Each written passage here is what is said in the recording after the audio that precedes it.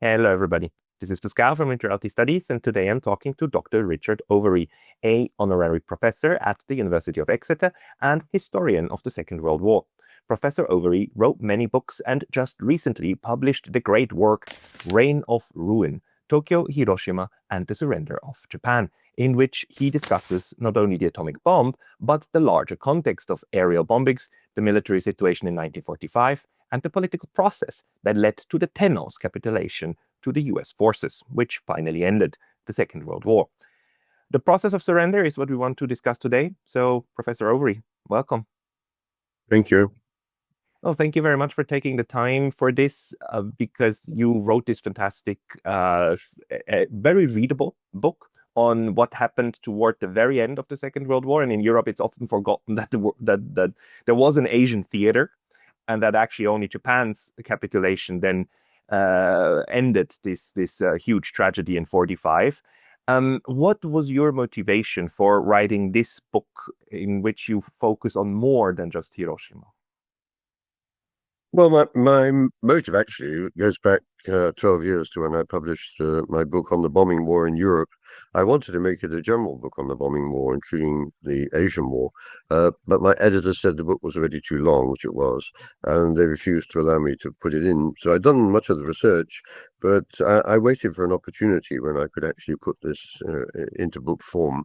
And I thought I'd wait for an anniversary, and the 80th anniversary seems to be an appropriate one. It's widely commemorated across the world, 80 years after the end of the Second World War.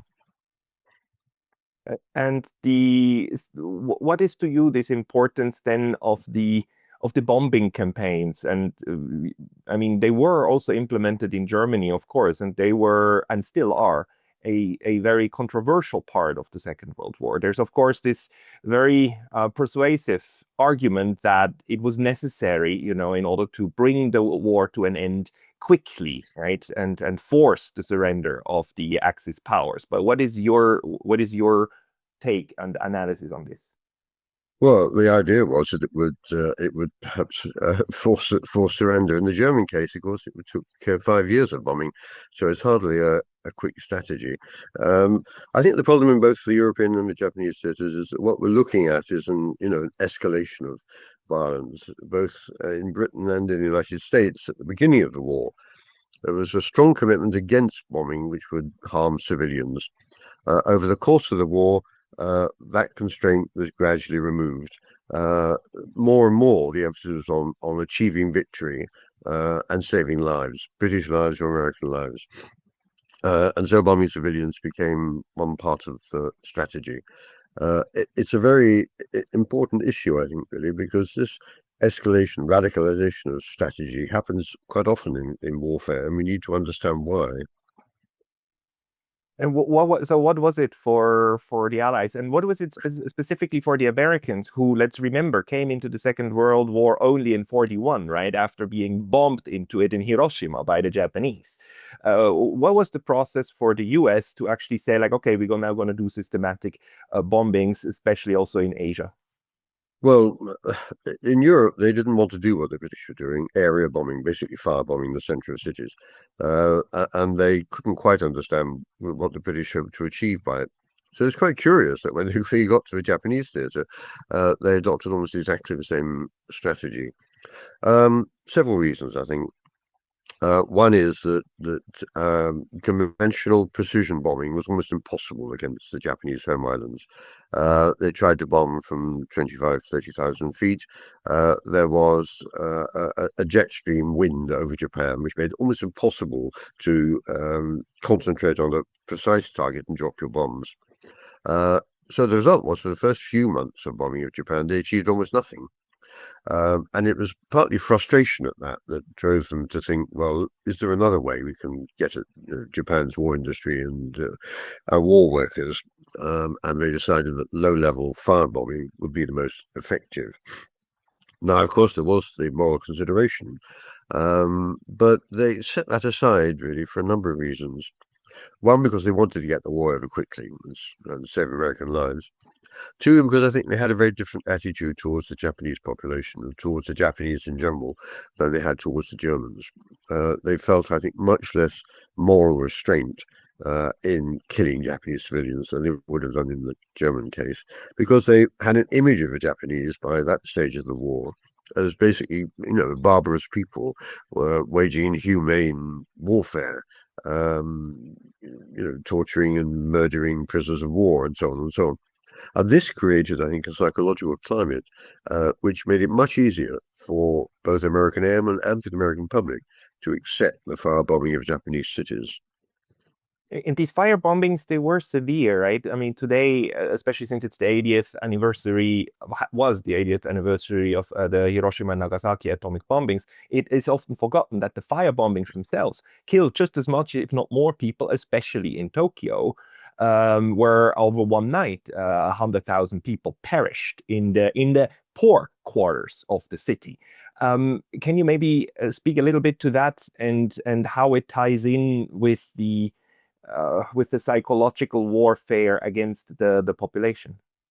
Yes, I think we often, overlook Tokyo, and it's very important to remember that as the first stage of the shift in American strategy, where you were going to destroy city centers, where you would kill very large numbers of ordinary people.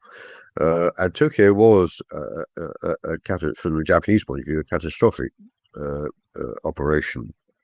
83,000 people plus, we don't know exactly how many, died incinerated mainly on that single night. In fact, more people died then than died in the first moments of Hiroshima and Nagasaki. And it went on. 250,000 Japanese civilians were killed in city after city after city.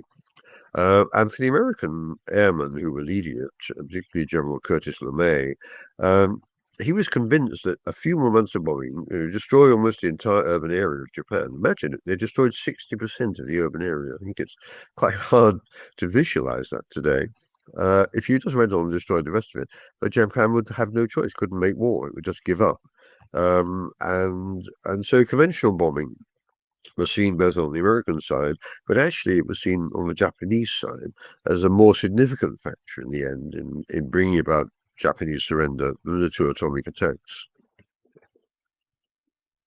From your research, what was the what was the expectation about this? Let's say, especially on the Japanese side. In my own research, I found that, in 1944,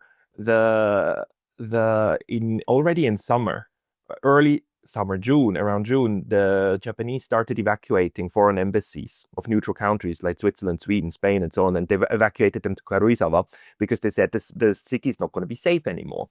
On the other hand, the population, I think, was not briefed to that extent. Do you know anything about the expectations of the Japanese when it comes to these aerial bombings? Well, I think the Japanese, when the Japanese military, when they looked out at what the Americans could do, I think they're rather confused actually about exactly what American strategy would be.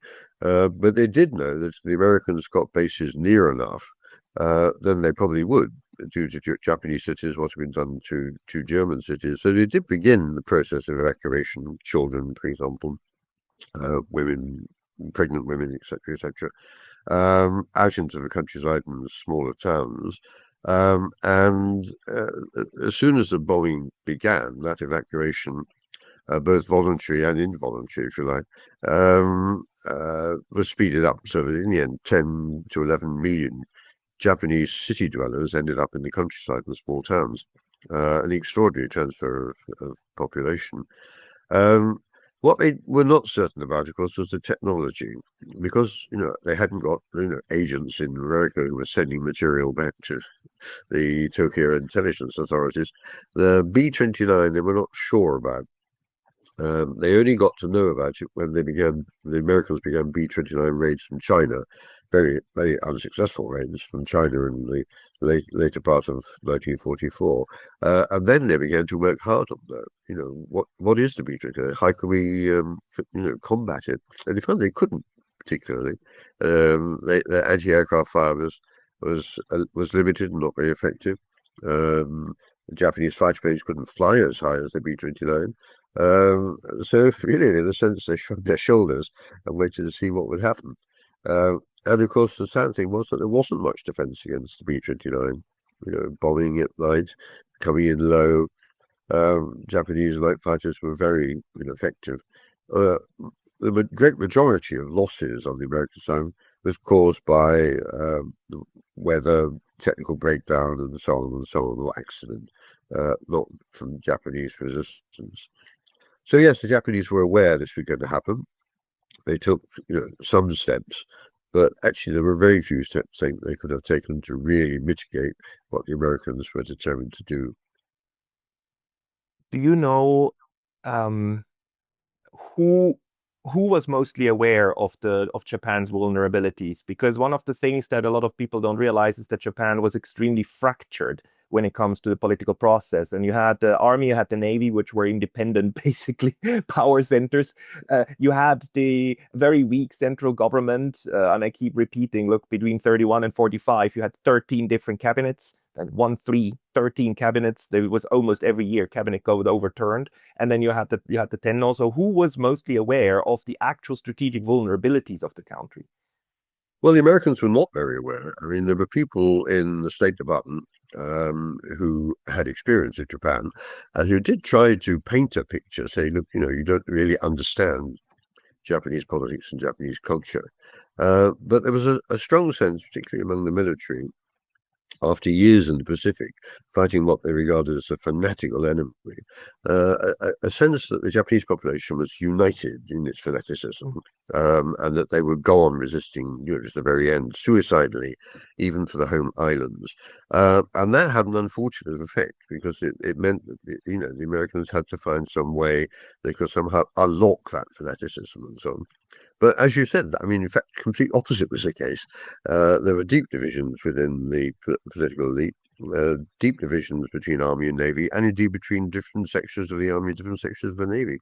And the real problem was the lack of coordination. The one single factor in 45 that mattered to the Americans, of course, was the decision by some of the army leadership that they would fight the final battle for the home islands, suicidal battle. They would arm the people. They would, find some way of stopping the Americans from occupying Japan. And that was the strategy that everybody else had to kind of tiptoe around, including the emperor. They had to find ways of terminating the war without alienating the army, which was determined to fight that final battle. And I think the Americans just simply, there was no way they could understand it. They had no spies in Tokyo. And the only way they could do it, perhaps, was by intercepting radio messages. But actually, at this level, there was nothing to intercept. But the frustrating part is that there were a few people, and I would say first and foremost, Ambassador Joseph Grew, who Yeah. served for 10 years in Japan, and then when he was evacuated in 42, became Undersecretary of State in the US, and he was the head of the so-called Japan hands, right? The people who actually understood how the Yep. political process worked. And they kept saying, look, A, you need to give the Japanese, assure them that they can keep the emperor, and B, you need to make sure that the Navy and the Army don't collapse the cabinet. Because if either of these two withdraws their minister, then the cabinet is forced to step down, right? And so both of them have kind of a Damocles seer, hold this sword of Damocles over Yeah. the cabinet. And that was a very, very difficult thing. And maybe let's turn now to the process of getting the Japanese to agree to surrender, because this had to be taken in unison again in order to then work. And what is your assessment of the process, the political process, to actually create the to make sure that the Navy and the Army subordinate themselves to the political process? Hmm. Well, of course, there never was a consensus until the emperor had the final Imperial conference on the late on the 9th of August, when he said to them, you've got to accept it. You've got to do what I say. And really an unconstitutional position, as you know. And then the army and the navy more or less had to accept what the emperor had said. But until then, yes, it was a very, very delicate political process. The emperor was aware of how delicate it was. Konoye and other civilian politicians were also aware, not only how delicate it was, but how one day they might end up being assassinated. And indeed, many of Konoye's assistants were arrested by the so-called thought police early in 1945 on grounds of defeatism. So it was a very delicate issue.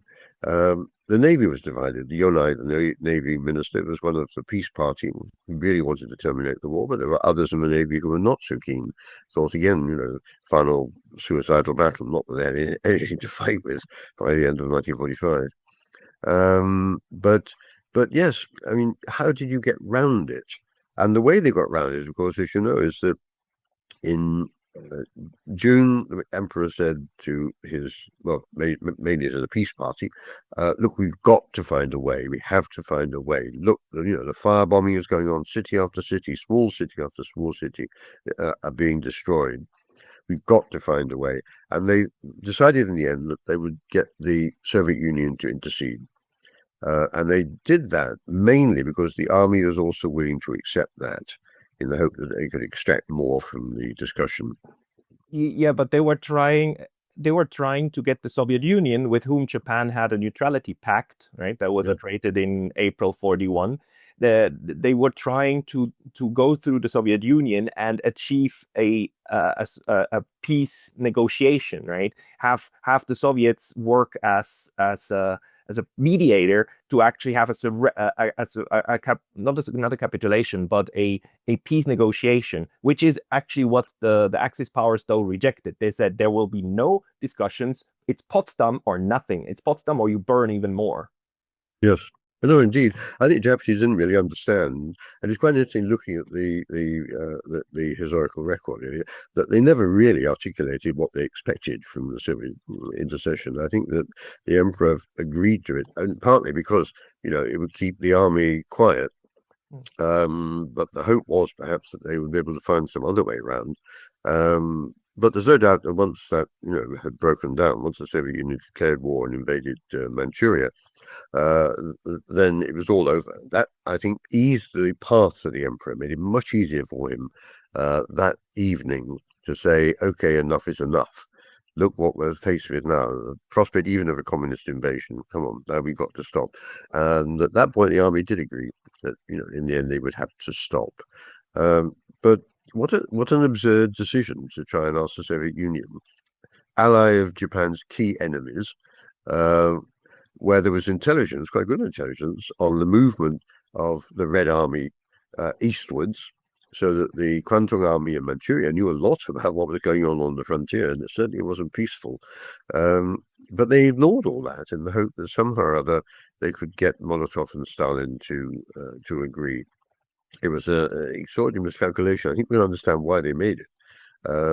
But in the end, of course, it did have the effect of speeding up the eventual surrender. He had a belief of the cabinet, especially the political level, in the force of the neutrality agreement that was still supposed to be valid for one more year, was quite high. And the instructions to the Japanese ambassador in Moscow, that he said like there's no way we can get them to do what we Yeah. want them to do. But the foreign ministry telling him like, despite your personal beliefs, you are supposed to help us Yeah.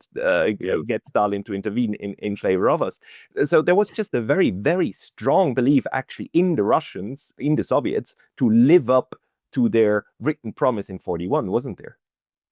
Yes, I mean, of course, they'd already said they were not going to extend the non-aggression pact from 1946, which again was a clear signal to the Japanese that that very soon the Soviet Union would become their enemy. I think what we have to recognize is that in that first week of August, the week even before Hiroshima and so on, I mean, there's a great deal of confusion among the Japanese elites. They didn't really know which way to turn. They had strange hopes, perhaps hope in the Soviet Union. Hirohito knew that Japan could not be properly defended. All the evidence suggested that Japan's war economy was falling apart. Um, uh, how was he going to get the peace party and the army and the navy together? And of course, it was in the end not Hiroshima but the Soviet invasion of Manchuria, which resolved that dilemma. A great deal of confusion in that first week or so, and confusion after Hiroshima. Nobody really knew what it was. Was it an atomic bomb? If so, what did it mean? And the report on this only arrived much later, after, in fact, the emperor had already made his decision. So I think we have to see the Japanese situation in the early days of August, not as, we're determined to fight, and Hiroshima comes, oh no, we give up. But the opposite, we're trying to find a way of terminating the war. We're struggling to get through the political morass, which is, diplomatic morass, to allow us to do it. And the Soviet invasion allowed them to do it. I don't think that we can argue that Hiroshima was the decisive thing. I agree with you. Conventional wisdom has it that Hiroshima was so catastrophic and so unthinkable that it swayed the Japanese, right? But also from my reading, my argument would be that, and I would like to ask you if you agree, my argument would be that Hiroshima was first and foremost convenient for the emperor in his speech that he gave to say like we lost to superior technological power, but the actual military rationale was changed by the Soviet Union. That's what convinced the army and the navy that now they're gonna take apart Japan and we're gonna be ripped apart. But on the public speech act view, the propaganda toward the own population, the emperor could very conveniently say like, okay, it's too bad, we lost to better technology, because it was in the recording, it was in the golden record. So It was, yeah. how do you see that? That was only in the recording. It wasn't in either of the Imperial conferences on the 10th of August or one on the 14th of August. So that's, I think, quite significant.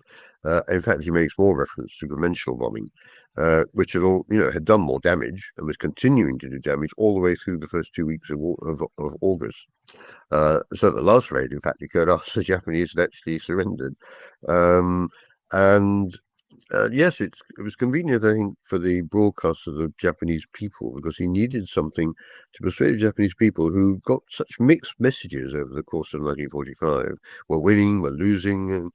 Here was something you could say to them, which they would understand, and it would justify the decisions he had to take. But in terms of the political background, I think that the decision, the emperor's sacred decision, as it was called, to ask his cabinet and the Supreme War Council to accept the Potsdam Declaration, the ultimatum from the Allies, that there were a lot of other factors that played into that. The conventional bombing, the firebombing, was one. The other one, I think, which has so often been neglected in explaining the surrender, of course, was fear of social unrest. Fear that, the Japanese population couldn't sustain the war effort any longer. They were hungry. The threat of starvation began to loom. They worked enormously long hours. 10 million of them were in the countryside, finding it very difficult to get food. There was growing evidence of dissent and fear that somehow or other the Japanese war effort might end like the Russian war effort in 1917, I think played quite an important part. And we know that, once the Russians had invaded Manchuria, Suzuki, the prime minister, says, this is, look, we're facing a threat of communism, not just at home, but coming from abroad as well. This is the last thing Japan's really wanted. They hated communism. And I think that that's a factor in this whole story, which is not given, I think, sufficient weight. And I think the emperor himself was very aware of that, very aware that his people were not likely to be able to sustain the war effort very much longer. And then once the decision was taken, I mean, we know that there were efforts actually by low-level officers to even. So what happened is that the emperor recorded his own voice on a disc, which was then to be played out, right? And that was in and of itself unheard of, because never the emperor had been heard on the radio before. And we know that after the recording, there were officers who tried to do a palace revolt and get their hands on the recording and destroy it, because they said we need to protect the emperor from the malign influences of those defaitists, right? Who captured Yeah, him. So we need to protect him from himself. But that yeah, failed, luckily. Uh, yeah. and then the peace process actually started working in a way that I think we underestimate just how successful the surrender became in terms of laying down weapons and stopping the shooting. Can you speak to that a little bit? Yes, I mean there were elements in the army who were unhappy about what was going on, and but it was only on August the 14th when the emperor had already made his decision that they began to act. I mean, I think, in fact, I mean the radical elements of the army are much broader than that actually, but the war minister succeeded really in putting a stop to it, saying, "I don't want this either, but we've got to do it because the emperor has said." That also gave him a way out.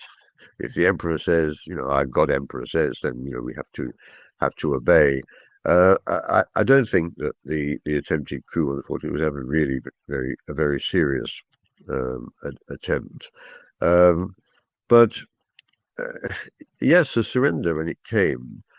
I think we need to be aware that, of course, thousands of Japanese soldiers were very happy to end the war. Hundreds of thousands ended up dead, almost 3 million in the end, in fact, throughout the conflict. And I mean, clearly many Japanese people, ordinary people, who suffered. The shame to Japan, the dishonor, the fact that, Japan could not prevail and so on, mingled, I think, with a strong sense of, oh, thank God the war is over. And the success of the emperor and his advisors in being able to retain the imperial system, despite the ultimatum, meant that they could begin the process of rebuilding really very quickly. And I think that for many Japanese, the war had been, a terrible experience, the last years of the war. And now it was over, and they could, begin the process of rebuilding a different Japan. So yes, I mean, in the end, the surrender was, from the Japanese point of view, a successful termination of the war. But quite unthinkable if we go, like, let's say 1942. If anyone in 42 had said then that in no, let's say 43. If anyone in 43 had said in 10 years from now you're going to have a treaty with the Americans who are going to guarantee your security, and you're going to be an ally of the United States, and you're going to live prosperous and happily with the Americans for 70, 80 years in the Pacific, they would have laughed you out of the room, wouldn't they? They would, yes. No, they would indeed, yes. I mean, it's partly because, they set the Americans up in the end, like the British Empire too.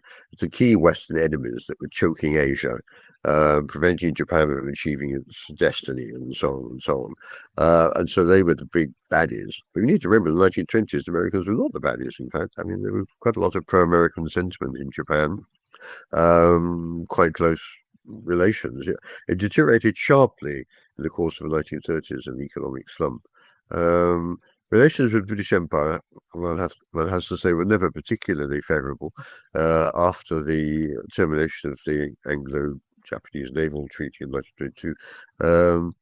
But yes, nobody would have said that in 1943. Also, there was still a sense in 1943 in the military leadership and in the country at large that Japan had a chance of winning. I mean, if anybody had actually sat down and done the sums and shown them, they would know they had no chance of winning. And that, if they fought the war to the end, they would fight, with great sacrifices. But in 43, that was not the message that people were getting. The message they were getting was, yes, this is something, we can hold out, and the Americans will lack the will to carry on fighting. I mean, after Guadalcanal, which is a long, long way from Japan, a long, dirty, bloody battle and so on. I think the Japanese, although they lost it, I think they certainly thought, well, how much longer will the Americans put up with this? I think, their original strategy will occupy this periphery and challenge the Americans, who lack, military will. And in the end, we will reach an agreement with them. And for some people in Japan, that remained the view all the way through to 1945, until it was so evident you couldn't reach an agreement. So in a sense, to terminate a war and to successfully surrender what needs to sink in is just the inevitability of also the political process of the war. I mean, war is of course killing, mass killing, but it's also mass killing is a way of communication in war.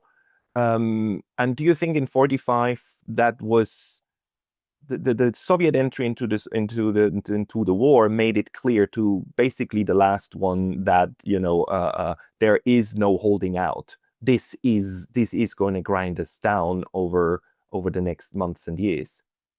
Yes, no, I mean, I think it was a very strong realization of that, particularly as the Kwantung Army had been the elite army of the Japanese, and the Red Army went through it like a knife through butter. It was a blitzkrieg on an extraordinary scale, actually, and Japanese resistance in China evaporated. So yes, you didn't need to think very hard about that, to give up quickly. Otherwise, you would have the Red Army perhaps in Hokkaido. You would have Stalin saying, "Come on, I'm going to carve up Japan like I've carved up Eastern Europe," and that, of course, was the last thing that they wanted. So yes, it didn't take long. I think even for the army diehards, if they were honest with themselves, to recognise that the game was up. I'm asking this because I think as we speak today, 80 years after this process, we're actually witnessing another process of trying to wind down a war. I'm speaking about Ukraine, and we see how difficult it is to actually create a political process where all of the stakeholders who have something to say in the game and who somehow can intervene, even on a low level, in order to ruin a peace agreement. How difficult it is to get everybody on the same page. And I know it's not a good habit to ask a historian to draw parallels to the current, but do you have any thoughts about this? What the Japanese surrender teaches us also about bringing peace back to Europe? Yes, I mean, it's an interesting question. And it is true, in fact, in both cases, both that and the case of Israel and Hamas, that, the process is long drawn out. And, the military pressure is kept up all the time in the hope that somehow or other you can reach an agreement. And in this case, of course, it would be an agreement on Russian terms or an agreement on Israeli terms and so on. And because, in Ukraine's case, it has the support of much of NATO, that process is much harder. But that's not quite the same, I think, as what happens in the Second World War. I think that the point you make is that we can see the Japanese example, and now we can see the example of Ukraine as two different narratives about how difficult it is to bring a conflict to an end. In the case of Russia and Ukraine, you could have a rational argument about how it ought to end, but I think there's no certainty in the end about how it will end. And the same is true of the war in Gaza.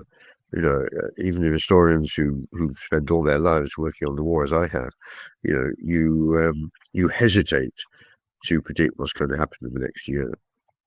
Yeah, because each case is different, but the underlying sociological mechanisms of having pro-war and pro-peace factions, having people who argue that it is better to give up and work with what we can get, and the others who say like no, we continue. And in the Japanese case, I mean, the Yeah, militarists yes, said yes, 100 million martyrs. That was their yeah, motto. yes, Because Japan only had yeah, 60 million, but they included the 40 million yeah, yeah, for yeah, Korea. They wanted to, yes, they wanted to guerrilla warfare. They said like, let them come yeah, and then we'll fight them in the bushes. And that would of yes, course have been an incredible bloodletting. And it is a huge success of the peace faction to win over them and say like, shut up, guys, just shut up.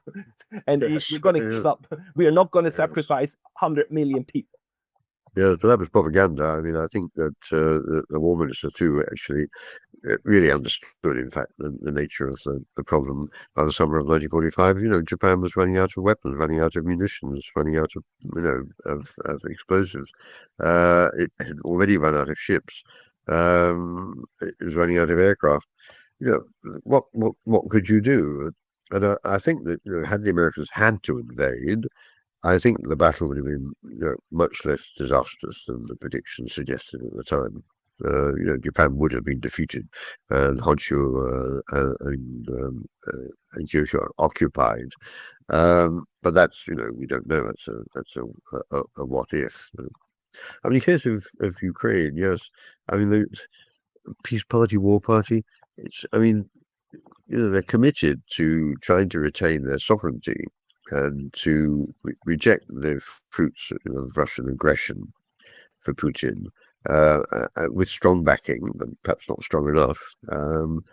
Will there come a point where a majority in the political and military elite say enough is enough? I thought that might come last year. In fact, it didn't.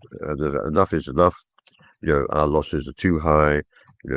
We have no prospect of expelling Russia from the territories that Russia has occupied, so we have to try to live with reality. That may still happen this year, but for an historian, we know so little about what's actually going on in the corridors of power in Kiev or in Moscow. There are lots of very good suppositions and suggestions, but we're going to have to wait 100 years until these archives are open and we can really understand that process. And then and that's the frustrating thing. Like, we have to wait for a long time until we get it right. But we have at least we have the benefit of actually understanding the Second World War and understanding the process of surrender in Japan correctly. Yeah. What would you say was the process to ending this and to getting to the Missouri, like where the Japanese then officially signed the instrument of surrender? Internally, what was most important? Was it the authority of the Tenno? Was it the military realizing that they don't want the Japan to be Bolshevized? What was it that allowed for this process to continue, that you needed in terms of in the political system or the sociological system to have that unity to move to surrender? Well, I think certainly the military, like Emperor, doubted the capacity of Japan's population to carry on, and certainly they weren't going to become armed militia standing on the beaches, trying to kill their one American.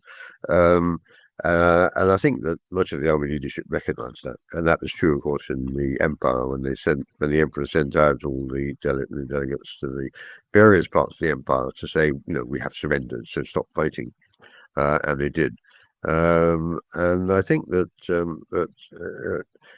that must have played a very important part.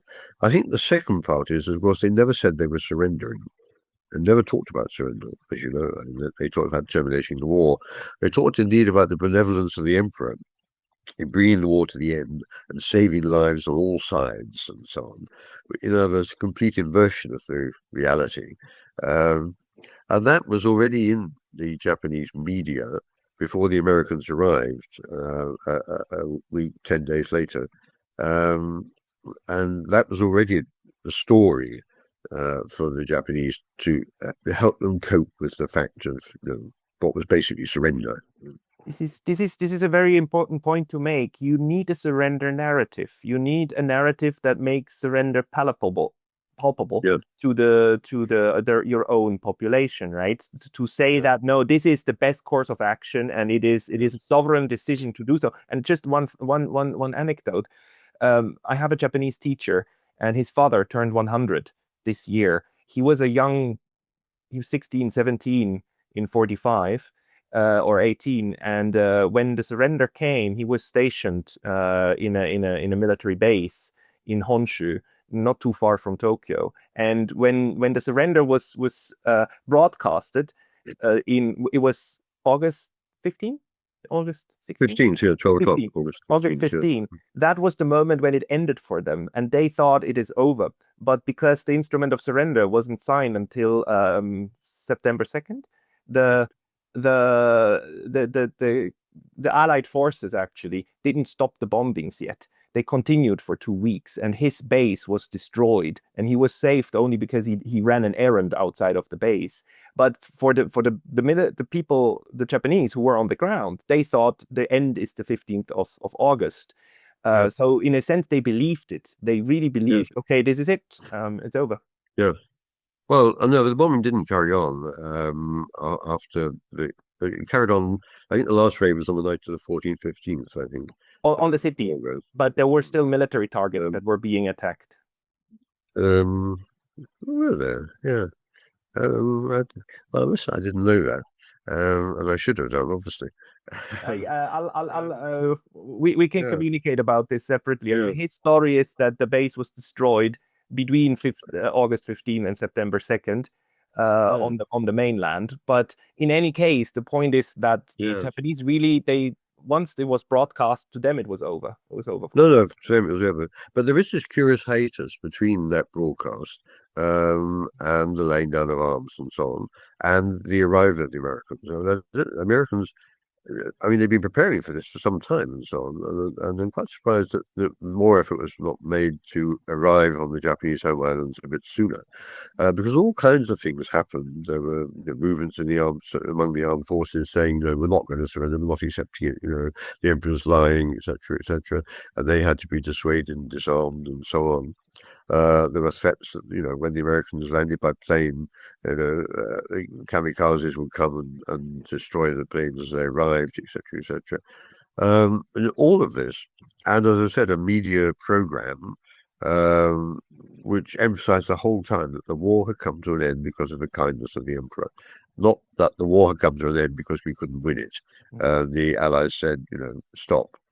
And I think for many Japanese that remained the narrative even after the act of surrender had been signed on the September the 2nd by the foreign minister, not by the emperor. That's still the story that somehow or other, the war came to an end. Not that Japan lost, but Japan decided that it wasn't worth the sacrifices for everybody to carry on. And that proved for Japan after the actual surrender a very useful psychological approach, I think, to the end of the war. A, it allowed them to begin the process of rebuilding very quickly, and B, it allowed them, of course, to see the Americans not as a barbarous enemy any longer, but as a potential ally. A good narrative, a good story really goes a long way, doesn't it? It does, yeah. No, I think, in this case, in this case, it's completely matched Japanese culture because they were not going to say, oh dear, we've surrendered. It's quite different in Germany. In Germany, the surrender was absolute. No question, every square meter of Germany was occupied. The few Germans who carried on fighting fought until they couldn't fight anymore. And then that was it. You have surrendered. And no German was in any doubt that they had been massively defeated.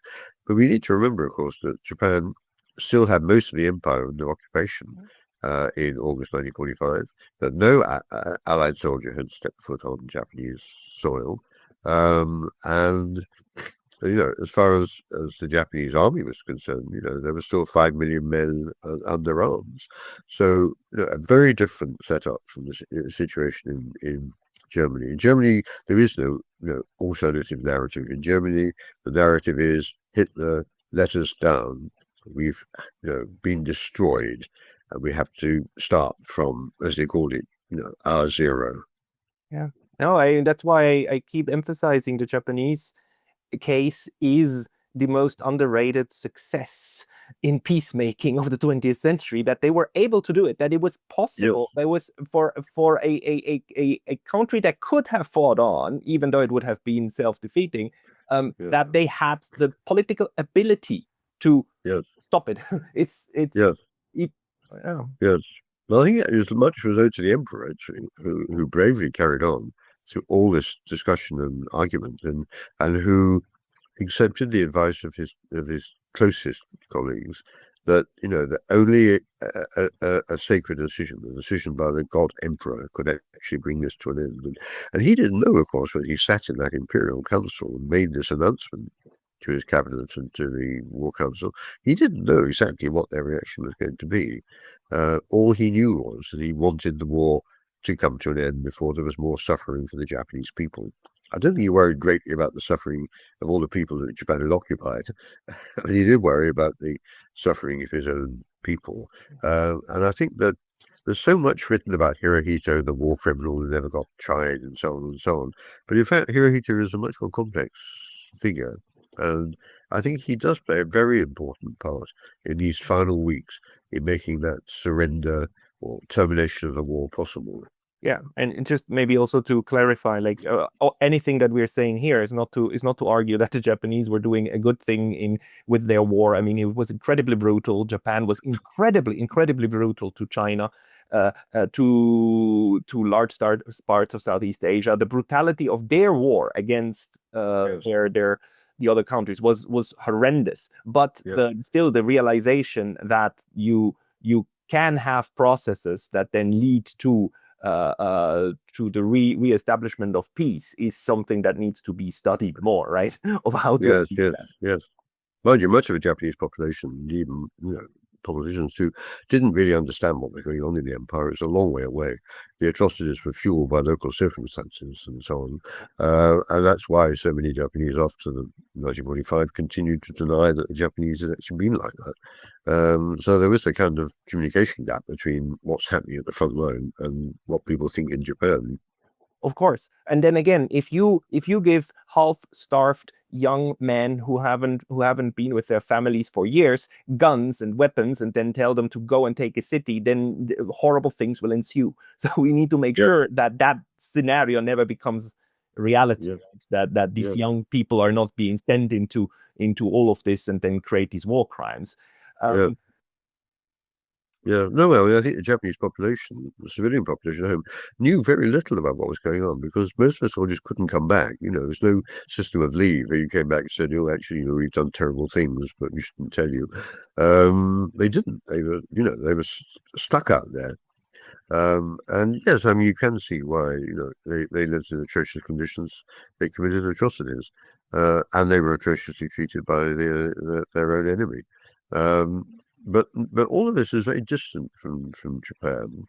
Whereas in Germany, for example, the situation was quite different because this is it's a continental war. Soldiers came back from the Eastern Front. They whispered to their families the things they'd seen and done, the Jews they'd murdered, and so on and so on. And much of the German population really knew what was going on in the East, and then expected the worst when the Red Army invaded. But in Japan, that process doesn't really happen. Yeah, yeah. It was a completely different a different information environment as well. Yeah. And Professor Overy, like this was very fascinating and interesting. I would like to thank you very much for all of these insights. People who want to read more from you should first and foremost get your book, of course. I will put the link into the description. Is there any other Okay. place where you sometimes sporadically publish articles or something where people can follow you? Not really. I'm more books at the moment. Um, I've written the year before this one. I've written this book, Why War, which looks much more synoptically at the whole issue of human belligerence and why are we such a belligerent species? And after reading about Japan, then they might want to follow up and see a little bit more about what I think about war. That will be fascinating to discuss that book as well. I'll get my hands on it and then maybe we can do another discussion of it. Okay. Thank you very Yes. much for your Okay. time today, Professor Okay. Overy. That was All right. fantastic. Okay. My pleasure. Bye.